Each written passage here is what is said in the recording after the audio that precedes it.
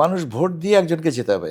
নির্বাচন কি হবে? দয়া করে আপনারা কারো চরিত্র হনন করেন না। সেই আস্থা আপনারা মানুষের মধ্যে দিতে চান? আমি নিরাপদ বোধ করি কিনা এটা আমার ব্যাপার। ব্যক্তিগত আক্রমণ করছে এক প্রার্থী অন্য প্রার্থীকে। এটা আদালতের নির্দেশনার বাইরে যাওয়ার কোনো সুযোগ নেই। ৪৫ জন ঋণখেলাপি নির্বাচন করার সুযোগ পাচ্ছে। আমাদের আস্থার জায়গাটা এখনো পর্যন্ত ঠিক আছে। পোস্টাল ব্যালট নিয়ে একটা বড় সমালোচনা আছে। Every question do have a value. কোনো রকম অনৈতিক কিছু ঘটেনি। Will not spare it. Presiding officer নিয়োগ নিয়ে একটা সমালোচনা আছে। ভোটের ইন্টিগ্রিটিটা রক্ষা করার দায়িত্ব কিন্তু ভোটারের। এটা আসলে কতটা সম্ভব? নির্বাচন না হওয়ার কোনো যৌক্তিক কোনো কারণই নেই। এর আগেও তো এই বাহিনীগুলো কাজ করত। আমি কোনো আগাম কোনো মন্তব্য করব না। 6 থেকে 8 ঘন্টার ভিতরে এই জিনিসটা হয়ে যাবে। সারা দেশে? সারা দেশেই।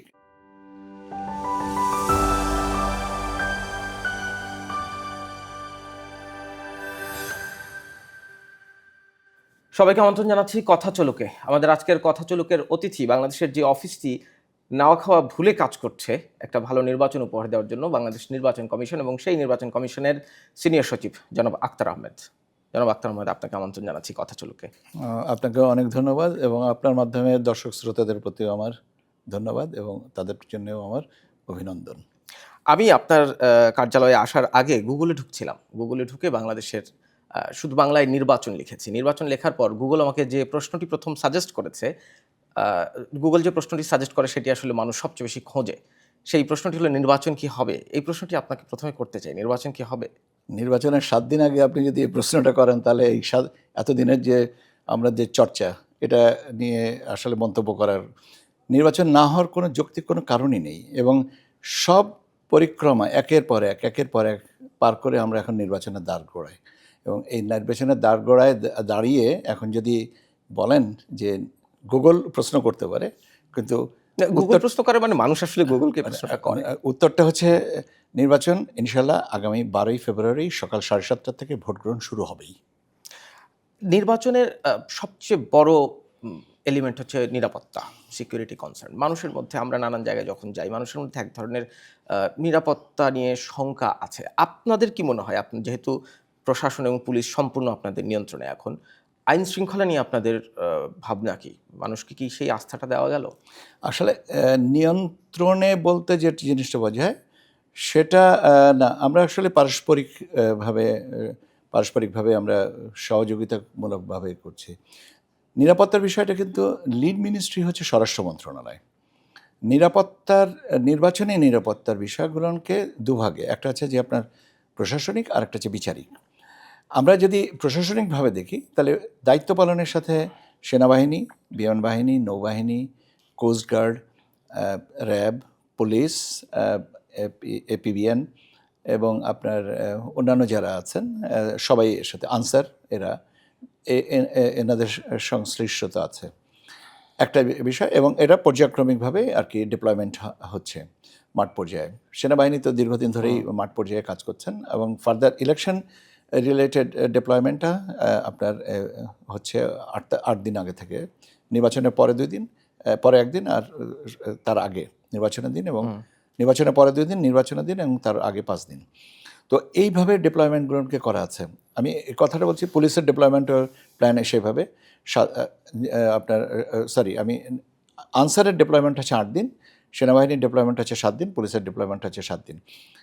এগুলো হচ্ছে আপনার নির্বাচনের প্রশাসনিক যে দায়িত্বগুলো পালন করার বিষয়টা আছে। এর সাথে সাথে আপনার আরেকটা পার্ট আছে, সেটা হচ্ছে যে বিচারিক, যে যদি কেউ আইন ভঙ্গ করেন, নির্বাচনী আইন যদি ভঙ্গ করেন তাহলে তাদেরকে বিচারের মুখোমুখি করা।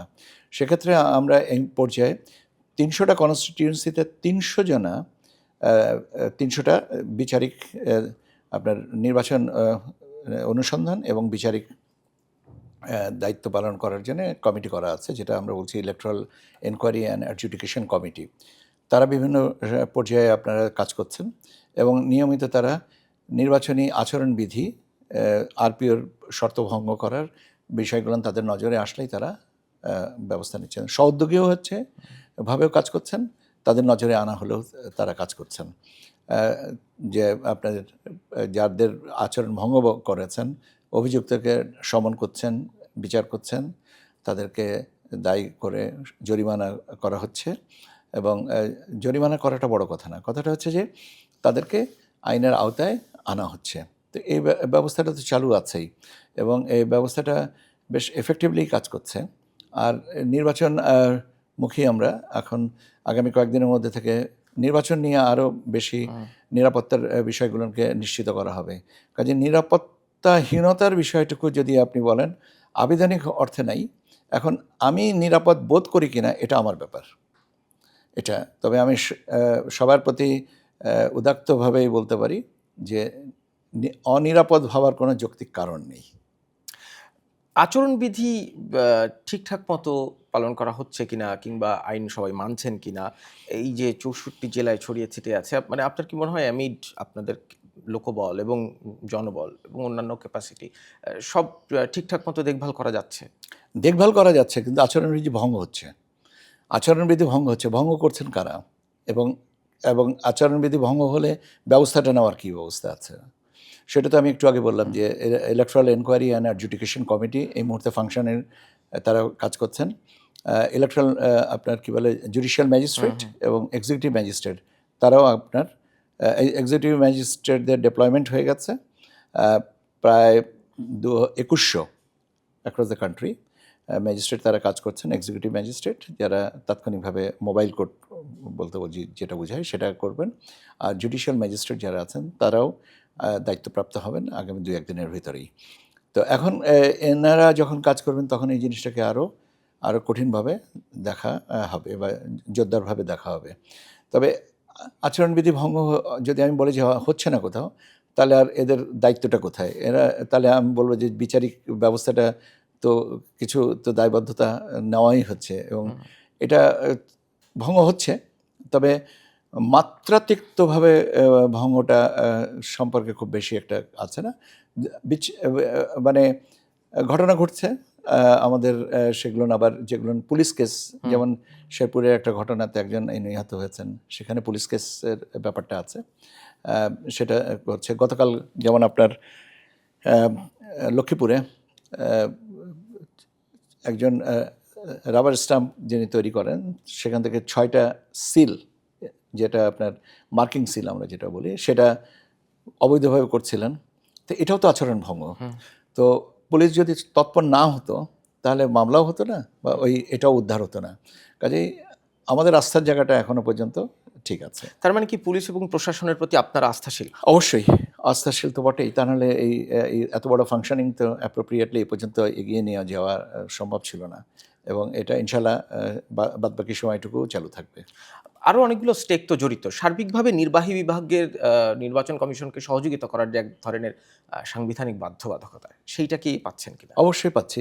তার কারণ হচ্ছে যে এবার রিটার্নিং অফিসার আমাদের এ পর্যন্ত 69, আমরা 64 জন জেলা প্রশাসক তারা দায়িত্বে আছেন, 2 জন বিভাগীয় কমিশনার ঢাকা এবং চট্টগ্রাম, আর আমাদের নির্বাচন কমিশনের 3 জন কর্মকর্তা আপনার এই দায়িত্বটা পালন করছেন রিটার্নিং অফিসারের। 69 সমন্বয় তো ডেফিনেটলি আছেই এবং এর সাথে অ্যাসিস্ট্যান্ট রিটার্নিং অফিসাররা যারা আছেন নির্বাচনের দায়িত্বে সার্বক্ষণিকভাবে নিয়োজিত আছেন। সমন্বয়ের অসুবিধা নেই। আমাদের কাছে এ পর্যন্ত আমার লেভেলে এ ধরনের কোনো কিছু না। হ্যাঁ, কিছু ক্লারিফিকেশান আসছে, ক্লারিফিকেশান চাইবেন এবং ক্লারিফিকেশান চাওয়াটা তো আমি মনে করি যে যৌক্তিক, যে সেটা পর্যালোচনা করা হচ্ছে। ক্লারিফিকেশান চাওয়াটা কিন্তু ভুল না, বরং ক্লারিফিকেশান আমি যদি না দিতে পারি সেটা আমার অসম্পূর্ণতা। ক্লারিফিকেশান চাওয়াটা কিন্তু আমি মনে করি যে একদিক থেকে ভালো, কেন every question do have a value. তো যেমন আজকে সকালবেলার একটা ঘটনা বলি, যে বগুড়াতে একটা আপনার ভোট কেন্দ্র, যে বিল্ডিংটা ঠিক করা হয়েছিল ওইটা ডেমোলিশ করা হয়েছে। এবং কেন এখন করার কারণটা কি? ওই বিল্ডিংটা ভেঙে নতুন একটা বিল্ডিং করা হবে। ওই প্রেমিসে আরও 2টা বিল্ডিং আছে। তো এই যে তাৎক্ষণিকভাবে এই সমন্বয়, এগুলো তো আমরা প্রশাসন থেকে দায়িত্ব, প্রশাসন আমাদের সাথে সাথে জানাচ্ছে, তারাও সাজেস্ট করতেছেন যে এই জিনিসটা এখানে করা যেতে পারে, এইভাবে সমন্বয় করা যেতে পারে। And we are working on it. এখনও পর্যন্ত আমি সমন্বয়হীনতার কোনো সমস্যা দেখি নাই। 45 জন ঋণখেলাপি নির্বাচন করার সুযোগ পাচ্ছে, এটা নিয়ে এক ধরনের ক্রিটিসিজম আছে। সেটা আদালতের নির্দেশনার বাইরে যাওয়ার কোনো সুযোগ নেই এবং সেগুলো যাচাই বাছাই করেই আপিল পর্যায়ে এটা নিষ্পত্তি করা হয়েছে। কাজেই আমার মনে হয় না যে ঢালাওভাবে যেটা যে বলা হচ্ছে সে কথাটা, যেহেতু বিচারাধীন আছে, আমি I reserve my comments. Postal ballot নিয়ে একটা বড় সমালোচনা আছে। আমরা ফেসবুকে বিদেশের পোস্টাল ব্যালটে সিল মারার ছবি দেখেছি, ভাগ বাটোয়ারা করার ছবি দেখেছি। নানানভাবে পোস্টাল ব্যালট ভুল মানুষের হাতে পড়ে দেশে এসেছে, সেগুলো গণনা হয়ে যাচ্ছে, হয়ে যাবে। এই ধরনের একটা সমালোচনা আছে এবং নির্বাচন কমিশন থেকে বলা হয়েছিল যে জিনিসটা আমরা খতিয়ে দেখব। দেখেছিলেন কি? পোস্টাল ব্যালট স্বাধীনতা উত্তর পরিস্থিতিতে প্রথম এটা। আমরা একটু আমি ভেঙেই বলি, আমরা রেজিস্ট্রেশনটা যে কে পোস্টাল ব্যালটে ভোট দিবেন, এই রেজিস্ট্রেশনটা অনলাইন, আর ব্যালটটা পাবেন মানে ইন পার্সন, ব্যালটটা পাবেন ডাক বিভাগের মাধ্যমে। It's a hybrid solution. যে জায়গাটা হচ্ছে বাহরাইন এবং মধ্যপ্রাচ্যের আরেকটা দেশ, সেখানে আপনার এই জিনিসটা ঘটে যাচ্ছে। আরও দু এক জায়গায় ঘটার সম্ভাবনা আছে কি নেই আমি এই মুহূর্তে, কেন আর কোনো জায়গায় সম্পর্কে এটা আসেনি। মধ্যপ্রাচ্যের কাঠামোগত অবস্থাটা একটু চিন্তা করেন যে আমাদের শ্রমিক ভাইয়েরা তারা একটা ঠিকানায় হয়তো 200 জনা থাকেন, এবং 200 জনা একটা ঠিকানা যদি ব্যবহার করেন তাহলে 200টা ইনভেলপ তো এক জায়গায় যাবে। কাজে এই ইনভেলপটা যাওয়া কি তাহলে ত্রুটি না? 200 জনের ইনভেলপ একটা ঠিকানায় যাওয়ার পরে আমি আপনার ঠিকানাটা, আপনি আমার পাশের রুমে থাকেন, আমি নিয়ে যাচ্ছি আপনারটা। ঘটনাগুলো এইভাবেই হচ্ছে। আর যে কথাটা আপনি বলছেন যে ভোট দেওয়া হয়েছে, ভোটের গোপনীয়তা রক্ষা করার দায়িত্ব তো ভোটারের।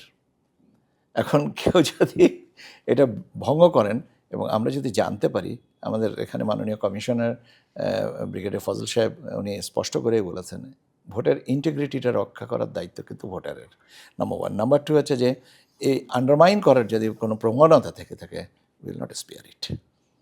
এখন পর্যন্ত এটা, এবং প্রথম দিকের যে যে তথ্যগুলো ছিল, যেটা বিশেষ করে বাহরাইনে যেটা ঘটনাটা ঘটেছিল, পরবর্তীতে দেখেন এখন কিন্তু এটা ডাই ডাউন করেছে। মানে এটা আমরা খতিয়ে দেখেছি। আমরা মধ্যপ্রাচ্যের সব দূতাবাসে, বাংলাদেশের দূতাবাসগুলোর মানবর রাষ্ট্রদূতদের সাথে আমরা আলোচনা করেছি, কথা বলেছি, তাদের কাছ থেকে আমরা রিপোর্ট নিয়েছি। তাদেরকে যেদিনকে আমরা এই পোস্টাল ব্যালটের সম্পর্কে রাজনৈতিক দলগুলোকে আমাদের এখানে এনে যখন ব্রিফ করা হয়েছে পদ্ধতিগত বিষয়গুলোকে, মাননীয় রাষ্ট্রদূতরাও আপনার অনলাইনে সংযুক্ত ছিলেন, পুরো জিনিসটাকে আমরা জানিয়েছি। এখন ব্যাপার হচ্ছে যে এই জায়গাটায় আস্থার ব্যাপারটা তো নিজের উপরে, আস্থার ব্যাপারটা নিজের উপরে। একটা জায়গায় কথা বলা হয় যে আপনার একটা ঘোষণাপত্র আছে, ঘোষণাপত্র তো দিতেই হবে। তো আমি আমার ভোটটা দিচ্ছি। আমরা খেয়াল করে দেখেন, আপনি যখন একটা ব্যালট নিয়ে আপনি নির্বাচনের একটা কেন্দ্রে যে আপনি যখন ব্যালট নিচ্ছেন, ব্যালট আপনি যখন নিচ্ছেন তখন কিন্তু আপনি মুড়িতে আপনার স্বাক্ষরটা দিচ্ছেন। তার মানে আপনি আপনার প্রত্যয়নটা দিচ্ছেন যে আপনি ভোটার উপস্থিত। তো এখন আমরা তো কেন্দ্রে এটাতে পাচ্ছি না, তাহলে এখন কোনো একটা মাধ্যমে তো আমাদেরকে পেতে হবে যে আমি এই আমার ভোটটা আমি দিয়েছি, মানে অ্যাকনলেজমেন্টটা দিতে হবে। এটাই হচ্ছে প্রত্যয়নপত্র। এখন কথাটা হচ্ছে যে অ্যাকনলেজমেন্ট এবং ভোট দুটো একসাথে আসছে। হ্যাঁ আসছে, কিন্তু আসছে তো সেপারেট। এনভেলপের ভিতরে আপনি ওখানে 3টা এনভেলপ ছিল। আচ্ছা, একটা বড় সাদা এনভেলপ যেখানে ভোটার তার ঠিকানায় ব্যালটটা পাচ্ছেন, এনভেলপটা পাচ্ছেন, ওইটা খুলে দেওয়ার পরে স্ক্যান করার পরে উনি প্রাপ্তি স্বীকারটা করলেন, এরপরে উনি ডিক্লারেশন ফর্মটা সাইন করলেন, তারপরে উনি ব্যালট পেপারটা বের করে উনি চিহ্নিত করলেন, চিহ্নিত করার পরে ব্যালট পেপারটা এবং আপনার রেফারেন্ডামের এই ব্যালটটা দুটো ছোট এনভেলপের ভিতরে করলেন, ভিতরে ভরে মুখটা বন্ধ করলেন, করার পরে ডিক্লারেশন এবং ছোট এনভেলপটা হলুদ আর একটা খামের ভিতরে ভরলেন। আমরা যখন হলুদ খামটা খুলব তখন এই ডিক্লারেশনটা দেখলাম হ্যাঁ ঠিক আছে, এটাকে একটা জায়গায় রাখলাম, ব্যালটটাকে সরিয়ে দিচ্ছি। তার মানে এটা অ্যাসোসিয়েটেড হয়ে গেল, ডিলিঙ্কড হয়ে গেল, দুই জায়গায় চলে গেল। এরপরে কি সম্ভব যে কোনটা কার সাথে চিহ্নিত করা? Next to impossible. এখন যদি কেউ ফটোগ্রাফিক মেমোরি দিয়ে চিন্তা করতে পারে, তাহলে আমি তার ওই ফটোগ্রাফিক মেমোরির প্রতি সম্মান রেখে বলছি সেটাও বোধহয় সম্ভব না। এবং কাজেই আপনার যে বিশ্বাসের জায়গাটা আমি নিশ্চিন্ত করতে পারি যে এটাতে সমস্যা নেই। এখন আমরা অভ্যস্ত হতে একটু সময় হতে লাগবে। কাজে আমি যারা এটাকে বলছেন যে এটা তবে হ্যাঁ, প্রথম দিকে যেটা এক জায়গায় এটা, এবং আমি তো আপনাকে কারণটা বললাম যে একই ঠিকানায় ৩০০ জন আমাদের শ্রমিক ভাইয়েরা থাকেন, তো ৩০০টা এনভেলপ এক জায়গায় একই ঠিকানায় পৌঁছাবেই, আছে। এক ঠিকানায় পৌঁছাবেই। এটাতে তো দোষণীয় কিছু না। এখন ৩০০টা যদি ডিফারেন্ট হচ্ছে, যেমন আমার আমার ফ্যামিলির, আমার সন্তান এবং আমার ছেলে মেয়ে এবং বৌমা, তারা একটা বাসায় থাকে, তাদের ৩টা এনভেলপ তো এক বাসাতেই গেছে। তো এখন ৩টা এনভেলপ যদি আমার ছেলে নিয়ে বলে যে আমি ৩টা এনভেলপ পেয়েছি, আমি 3টা ভোট দেবো, কথাটা কি ঠিক? তার মানে পোস্টাল ব্যালট নিয়ে যে সমালোচনাটা তৈরি হয়েছিল সেটা আপনারা খতিয়ে দেখে কি আপনারা নিশ্চিত যে সেই রকম কোনো রকম অনৈতিক কিছু ঘটেনি? না, আমার আমার আমার বিবেচনায় নাই। কিন্তু ২-১ জনের যেটা আপনি বললেন, আমি আপনার সাথে ওখানে যে তিনি কোনো একটা মার্কায় চিহ্নিত করে এটা আপনার বলেছেন। কিন্তু খেয়াল করে দেখেন, তিনি কিন্তু তার ছবিটা দেখাননি। তার চেহারাটা দেখাননি। এখন এই দায়িত্ব তুলনামূলক ভোটারের। তিনি এখন যদি স্ব-উদ্যোগী হয়ে অতি উৎসাহী হয়ে এটা করে থাকেন, এটা তোর এটার দায়িত্ব কি নির্বাচন কমিশনের উপরে তার মানে বর্তানো হবে? নির্বাচন কমিশন, পুলিশ প্রশাসনের পর সাধারণ ভোটারেরও এক ধরনের দায়বোধ তৈরি হওয়ার বিষয় না, আছে। ব্যাপার হচ্ছে যে আপনি যখন কেন্দ্রে যে ভোট দিচ্ছেন, আপনি তো ব্যালটটাকে আপনি যে ছবি তুলে বলছেন না যে আমি অমুক জায়গায় দিচ্ছি। তাহলে সে একই প্রিন্সিপাল তো এখানেও। এখানে একই তো নৈতিকতা বা নৈতিক জায়গাটা তো একই, যে আমি আমার ভোটটাকে, এটা গোপনীয়। ভোটের তো আমানত একটা, এটা গোপনীয় বিষয়। তাহলে আপনি গোপনীয়তা ভঙ্গ করলে, যিনি ভঙ্গ করেছেন, দায়িত্বটা তার। প্রিজাইডিং অফিসার নিয়োগ নিয়ে একটা সমালোচনা আছে। কোনো রাজনৈতিক দল অভিযোগ করেছেন যে প্রিজাইডিং অফিসার যখন নিয়োগ দেওয়া হয়েছে তখন রাজনৈতিক মতাদর্শ বিবেচনায় অনেককে বাদ দেওয়া হয়েছে, অনেককে যুক্ত করা হয়েছে। এই বিষয়টা আপনারা কিভাবে দেখছেন? Presiding officer, assistant presiding officer এবং পোলিং অফিসারদের নিয়োগের ক্ষেত্রে আমরা বলেছি যে সরকারি চাকরিজীবী, আধা সরকারি সংস্থা, সরকারি, আধা সরকারি, স্বায়ত্তশাসিত সংস্থাগুলো থেকে আপনার presiding officer, assistant presiding officer এবং পোলিং অফিসার নিতে হবে। এটা বেসরকারি প্রতিষ্ঠান থেকে নাও। আমাদের কাছে বেসরকারি প্রতিষ্ঠান, বিশেষ করে কয়েকটা ব্যাংকের ব্যাপারে কিছু রিজার্ভেশন এক্সপ্রেস করা হয়েছিল, তাদেরকে নেওয়া হয়নি। এখন ব্যাপার হচ্ছে যে এবং যাচাই বাছাই করে নেওয়া হয়েছে যে over the period of time. এখন আমাদের 43,700 কেন্দ্রের জন্যে মাল্টিপ্লাই করে দেখেন, বুথের সংখ্যা হিসেবে প্রত্যেকটা বুথে 3 জনা করে, তো কত লাগে? 2.5 লক্ষের উপরে লাগে। এখন 2.5 লক্ষ লোক ওভারনাইট আর গ্রো করা যাবে না। কাজে অতীতে যারা কাজ করেছেন নির্বাচন নিয়ে, তাদের কিন্তু আমরা প্রধানত আমাদের টার্গেট গ্রুপ হচ্ছে আপনার সরকারি, আধা সরকারি, স্বায়ত্তশাসিত প্রতিষ্ঠানগুলো থেকে নেওয়া। কিছু কিছু ব্যাংকের কর্মচারীদের পরে রিজার্ভেশন ছিল, আমরা তাদের কাছে নিইনি। আমাদের এমনিই নেওয়ার কাছে, আমরা যদি সরকারি চাকরি, সমালোচনাটা প্রিজাইডিং অফিসারকে নিয়ে খুবই পার্টিকুলারলি, অ্যাসিস্ট্যান্ট প্রিজাইডিং অফিসার কিংবা পোলিং অফিসার নিয়ে না। কারণ প্রিজাইডিং অফিসারের হাতে কিছু ইনহেরেন্ট ক্ষমতা থাকে ম্যানেজমেন্টের। ধরেন নির্বাচন কোনো কেন্দ্র যদি বাতিলও করতে হয়, সেটি হয় নির্বাচন কমিশন করবে অথবা প্রিজাইডিং অফিসার করবে। এমনকি রিটার্নিং অফিসারও কোনো কেন্দ্র বাতিল করতে হ্যাঁ পারে থাকে, না। এটা থাকে। এখন ব্যাপার হচ্ছে যে মানে প্রবাবিলিটির উপরে যদি আপনি বলেন, প্রবাবিলিটির উপরে মতামত দেওয়াটা খুব মুশকিল। এটা যতক্ষণ না জিনিসটা বাস্তব হচ্ছে, ততক্ষণ পর্যন্ত আমি অনুমানের উপরে কথা বলাটা আসলে যৌক্তিক না। আচরণবিধি নিয়ে আপনি বলেছেন, তারপর আবার একটু জিজ্ঞেস করতে চাই, আপনাদের অফলাইন আচরণবিধি অনেক বিস্তৃত, মানে মাঠে ঘাটে যে কার্যক্রমগুলো চলে। কিন্তু এখন যে বাস্তবতা, প্রযুক্তির ব্যবহারের যে উন্মেষ ঘটেছে, তাতে অনলাইনে রাজনৈতিক দলগুলো একে অপরকে নানান রকমভাবে হিউমিলিয়েট করছে, ব্যক্তিগত আক্রমণ করছে এক প্রার্থী অন্য প্রার্থীকে। এই বিষয়গুলোর দিকে কি খুব একটা নজর দেওয়া গেল এবার? নজর দেওয়া হচ্ছে এখানে দুটো জিনিস। এই কন্টেন্টগুলো যদি দেশের ভিতরে অরিজিনেট হয়, তাহলে কিন্তু আমরা সেটাকে we can run after those. কিন্তু একটা পর্যায়ে এসে দেখে যদি এই কন্টেন্টগুলোকে বাইরে থেকে, জিওগ্রাফিক্যাল বাউন্ডারির বাইরে থেকে, তাহলে আমাদের জন্য এটা ডিফিকাল্ট। এই জিনিসগুলোকে মানে আপনার সামাল দেওয়ার জন্যে আমরা একটা ইউএন একটা প্ল্যাটফর্ম আছে, সেটা ব্যবহার করছি। এর সাথে আমাদের ফ্যাক্ট চেকের সাথে বাংলা তথ্য মন্ত্রণালয়ের সাথে আছে, বিভিন্ন এজেন্সির যে সমস্ত যারা প্ল্যাটফর্ম ব্যবহার করেন, আমাদের সবগুলো নিয়ে ইন্টিগ্রেটেড। এর বাইরে আমরা টুইটারের সাথে আমাদের কথা আছে, আমরা মেটার সাথেও কথা বলছি যে এই জিনিসগুলোকে, কন্টেন্টগুলোকে মেটার সাথে এখনও পর্যন্ত রিজলভ হয়নি, তবে this is in the process.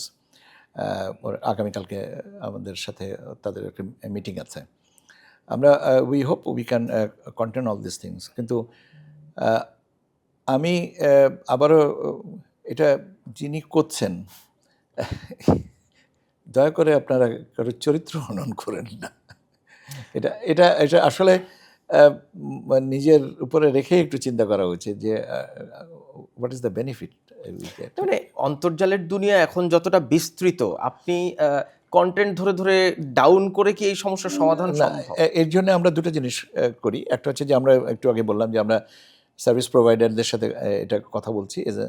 দ্বিতীয় জিনিসটা হচ্ছে যে আমরা সঠিক তথ্যটা আপনাদের অলমোস্ট এভরিডে আমরা ব্রিফ করি। আমাদের দিক থেকে ব্রিফিংটা থাকে যে সঠিক তথ্যটা, এবং আমরা চেষ্টা করি যে যতটুকু মানে আমাদের কাছে। কিন্তু আমি বলবো যে মিডিয়া কিন্তু আমাদের থেকে, আমার ব্যক্তিগত ওপিনিয়ন যে লিটল অ্যাহেড অফ আস। কারণ আপনারা হয়তো মাঠ পর্যায়ের থেকে তাৎক্ষণিকভাবে যে খবরটা পান, আমরাও হয়তো পাই, কিন্তু আমাদের এটাকে প্রসেস করে আপনাদেরকে জানাতে যে একটু সময় লাগে। এই জায়গাটায় একটু স্বস্তি বা ধৈর্যের ব্যাপার আছে।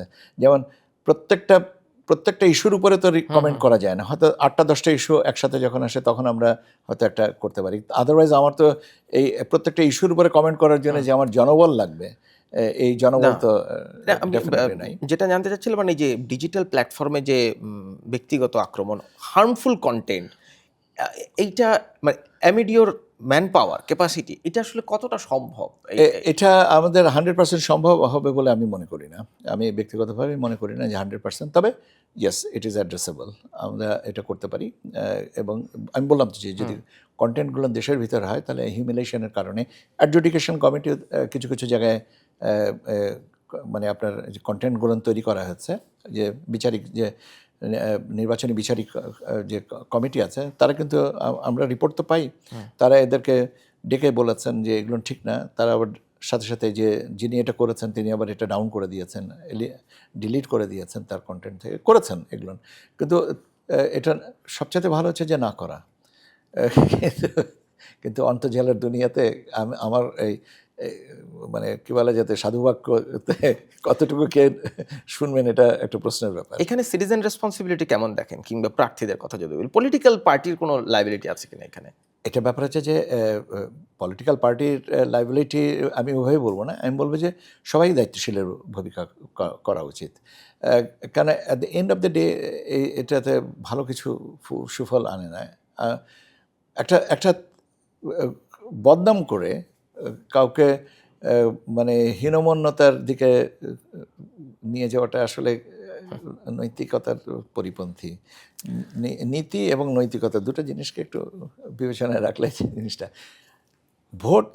মানুষ ভোট দিয়ে একজনকে জেতাবে, তো আপনার প্রার্থীর তো একটা বিষয় আছে। আমি ভোটারদেরকে উদ্বুদ্ধ করি যে আপনি আমাকে ভোট দেন। এটাই আমি অমুকের ত্রুটি তো আছে, আপনি সেটা মানে সহনীয় মাত্রায় যদি বলা। এখন যেটা সত্যি না, একটা যে মিথ্যাচার আসলে নিন্দনীয় ব্যাপার। একটা রাজনৈতিক দল যারা এর আগে ক্ষমতায় ছিল, আওয়ামী লীগ, তাদের কার্যক্রম স্থগিত এবং নির্বাচন কমিশনও তাদের নিবন্ধন স্থগিত করেছে। তাদের যারা সমর্থক এখনও আছেন, তারা যদি ভোট যেতে চায়, তাদের নিরাপত্তা এনশিওর করা, এবং তার সাথে মাইনরিটি, কারণ একটা অংশ এটা ধরিয়ে নিচ্ছে কে ক্ষমতায় আসবে, এই ধরনের একটা পারসেপশন মানুষের মধ্যে তৈরি হচ্ছে। আমি কোনো রাজনৈতিক দলের নাম নিতে চাই না। এই যে পারসেপশনটা তৈরি হয়েছে সমাজে, সেই জায়গা থেকে প্রত্যেকটা মানুষের ভোট কেন্দ্রে যাওয়ার নিরাপত্তা নিশ্চিত করার আকাঙ্ক্ষা কি আপনারা রাখেন, কিংবা সেই আস্থা আপনারা মানুষের মধ্যে দিতে চান? অবশ্যই দিতে চাই। আপনি ভোট দেবেন আপনার নৈতিক দায়িত্বের আওতায়। আপনি নিরাপদ ভোটের দিনে আমার অনিরাপদ চিন্তা করতে হবে কেন? আমি তো বললাম যে আমাদের প্রশাসনিক বিন্যাসটা, যে আপনার পুলিশ, আনসার, সেনাবাহিনী, নৌবাহিনী, আমাদের এতগুলো স্তর মাঠে কাজ করতেছে, এতগুলো স্তর নিরাপত্তার বিষয়টা নিশ্চিত করতেছেন। এরপরে তো নিরাপত্তাহীনতায় ভোগার না, মানুষের সংখ্যা হচ্ছে, এর আগেও তো এই বাহিনীগুলো কাজ করতো, কিন্তু মানুষের তো একটা অভিজ্ঞতা আছে। দেখেন, অতীতের সাথে এটাকে চর্চা করতে গেলে তাহলে আরও পিছনে যদি চলে যায়, ভালো ভোট কি হয়নি অতীতে? তাহলে আমরা কেন শুধুমাত্র একটা খারাপ জিনিসকেই হ্যাঁ, অবশ্যই বলবেন যে খারাপ অভিজ্ঞতাটাই আমাকে ভালো কিছু দিবে। ওই খারাপ অভিজ্ঞতাটাই ভালো কিছু দেওয়ার জন্যই তো আমাদের এত প্রচেষ্টা। যাতে ওই বদনামটা যার থেকে আমরা ঘুচিয়ে উঠতে পারি এবং ওই বদনামটা যেন না থাকে। আমি মনে করি যে নিরাপত্তাহীনতার কোনো যৌক্তিক কারণ নেই। এখন পর্যন্ত সেরকম কোনো কিছু নেই। রাজনৈতিক দল একজন আরেকজনকে মানে কি বলা যায়, ভোট যুদ্ধে, বাক যুদ্ধে এগুলো করবেই, কিন্তু একজন ভোটার হিসেবে তার তো স্বাধীনতা আছে, তিনি যাবেন, ভোট দিবেন, চলে আসবেন। এবং আমরা চেষ্টা করছি তো যতটুকু তাদেরকে কমফোর্ট এরিয়াতে রাখার জন্যে। এখানে আমার মনে করি না যে কোনো অসুবিধা। একজন নাগরিক, একজন ভোটার, তিনি নিশ্চিন্তে যেন ভোট দিতে যান। উদাত্ত আহ্বান আমাদের সবসময় আমরা বলেছি, মাননীয় প্রধান উপদেষ্টা বলেছেন, আপনারা ভোট দিতে যাবেন, ভোট কেন্দ্রে যাবেন, উৎসবমুখর পরিবেশ সৃষ্টি করেন। উৎসবমুখর পরিবেশে আপনারা যেন আমরা নিশ্চিত করতে পারি। এখন উৎসবের সাথে সাথে নিরাপত্তার বিষয়টাও তো আছে, সেটাও আমরা চেষ্টা করছি, আমাদের চেষ্টা কোনো ত্রুটি নেই। এবং এখন আমার বিশ্বাস যে এবার টার্ন আউট অনেক বেশি হবে।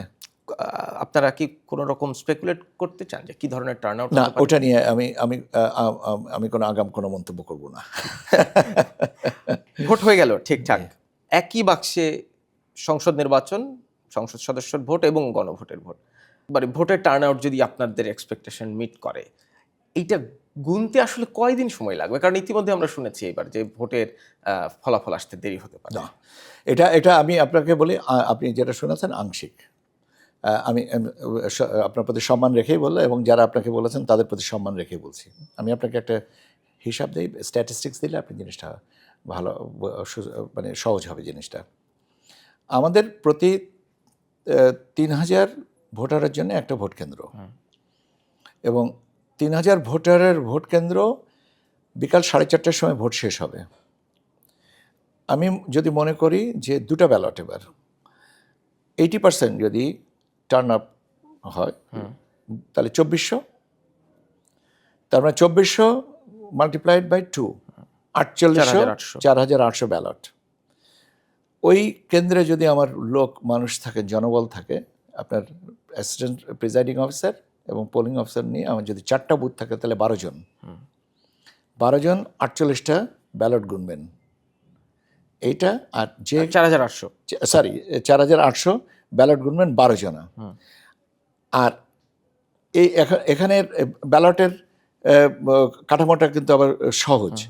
এক পেজে, একটা পৃষ্ঠায়, রেফারেন্ডামের তো এক পৃষ্ঠায়, হ্যাঁ না, সেটা তো গোলাপি কালার ব্যালটটা একসাথে দিলেন, আপনি সেগ্রিগেট করে দিলেন, সেপারেট করে নিলেন, সেপারেট করে নিয়ে আপনি গণনা শুরু করলেন।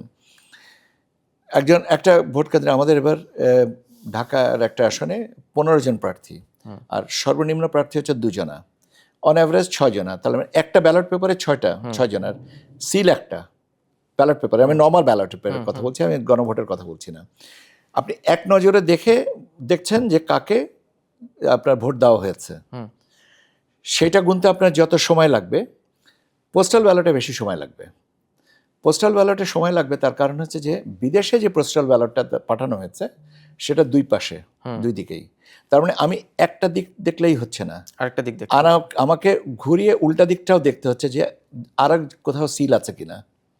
তাহলে এই যে দেখার ব্যাপারটা, এরপরে হচ্ছে কি দেশের ভিতরে যে আমরা মানে আইসিপিবি, ইন কান্ট্রি পোস্টাল ভোট, এখানে কিন্তু আমরা দেশের যে মানে আমরা কেন্দ্রের যে ব্যালটটা আছে সেই ব্যালটটাই আমরা ওখানে ব্যবহার করছি আইসিপিবিতে। এটা তারপরে হচ্ছে আপনার গণভোটের, তাহলে 3টা ব্যালট, 3 ধরনের ব্যালট, প্রবাসীদের জন্য একটা, দেশের ভিতরে একটা, গণভোটের একটা। তাহলে 3টা ব্যালট আপনার করতে, ফেনী 3 আসনে প্রবাসী মানে রেজিস্ট্রেশন করেছেন 16,000 তাহলে 16,000 ব্যালট যদি আমি 30 জনকেও করি, 40 জনকেও ডিপ্লয় করি, আমাদের হিসাবে হচ্ছে 300 এনভেলপের জন্য একজন এনুমারেটর। তাহলে 300 এনভেলপের জন্য, কেন তিনি তো আবার আলাদা করে দেখছেন না, তার কাছে তো সবটাই আছে, একসাথেই আছে। তাহলে 300টাকে তাকে এইভাবে প্রথমে তাকে ডিক্লারেশন ফর্মটাকে ডিসঅ্যাসোসিয়েট করতে হবে, তারপরে তিনি ব্যালটটা খুলবেন, সে ব্যালটটা আবার 3টা স্টেকে নেবেন, সেই 3টা স্টেকে নেওয়ার পরে আপনি গণনা করবেন। যুগপৎ যদি হয়ও, তাহলেও আপনার দেখবেন যে আপনার রিটার্নিং অফিসারের কাছে যেটা পোস্টাল ভোটের কেন্দ্রটা ওইটাতে সময় বেশি লাগবে। আমি আমি বারবার করে স্পেসিফিক করে বলছি, পোস্টাল ভোটের কেন্দ্র রিটার্নিং অফিসারের কাছে ওইখানে একটু বেশি সময় লাগবে। এটা কখনোই কোনো অবস্থাতেই 24 ঘন্টা পার হওয়ার কোনো যৌক্তিক কারণ নেই। 6 থেকে 8 ঘন্টার ভিতরে এই জিনিসটা হয়ে যাবে। তার মানে 12ই ফেব্রুয়ারি 4:30 পর্যন্ত ভোট 4:30 হচ্ছে যে নর্মাল, ওটা 3 থেকে 4 ঘন্টার ভিতরে হয়ে যাবে আমার বিশ্বাস। 3 থেকে 3.5 ঘন্টা, 4 ঘন্টায়, রাত্রে 9টায় ধরেন। আমি মানে যদি সারা দেশে সারা দেশেই, কেন এখন না, কিছু কিছু জায়গায় আরেকটু বেশি সময় লাগবে, কিছু রিমোট জায়গা আছে, রিমোট জায়গাতে রিটার্নিং অফিসের কাছে আসতে সময় লাগবে। আদারওয়াইজ আপনার নর্মাল যে সমস্ত প্লেন ল্যান্ডে যেটা সেগুলোর গুনতে বেশি সময় লাগার কোনো তার মানে যৌক্তিক কারণই 12ই নেই। ফেব্রুয়ারি নির্বাচন বিকেল 4:30টায় শেষ হলে আপনি কি আশা করেন যে 13ই ফেব্রুয়ারি সকালের মধ্যে? আমি তো না হওয়ার কিন্তু যৌক্তিক কোনো কারণ দেখছি না। দুর্ভাগ্যজনক অ্যাক্ট অফ গড যেটা বলে, দৈব ঘটনা ছাড়া তো আমি মনে করি না। সেটা আলাদা। পরে বিবেচ্য, কিন্তু সাধারণত আপনাদের যে হিসাব তাতে আপনারা 13ই ফেব্রুয়ারি সকালের মধ্যে। এখন আপনি বলেন যদি আপনি আপনার প্রশ্নের আরেকটা আপনার একটা অংশ ধরেই বলি, যে আপনি যদি বলেন যে 300 ইনভেলপের জন্য রিটার্নিং অফিসার যে কাজ, যেটা যে মানে পোস্টাল ব্যালটের যে 300 ইনভেলপ এর জন্য একজন নিয়ম মানে একজন গণনাকারী, 500 কেন না বা 200 কেন না? যদি 200 হয় তাহলে 16,000-এর জন্য আমার কত লোক লাগবে? আমাদের একটা কাঠামোগত অবস্থানও তো দেখতে হবে। আমাদের একটা ওই বড় একটা হল রুম পেতে হবে, যেখানে এতগুলো মানুষের উপস্থিতিতে প্রত্যেকটা ব্যালটকে ডিসইন্টিগ্রেট করে গণনা, স্বচ্ছতাটা তো সবচেয়ে বড় জিনিস। পোস্টাল ব্যালটটা কি আপনারা আগে গুনে ফেলতে পারতেন? মানে আমরা বিশ্বের অনেক জায়গায় দেখি ভোটে এই পোস্টাল ব্যালটগুলো আগে গুনে ফেলা হয়।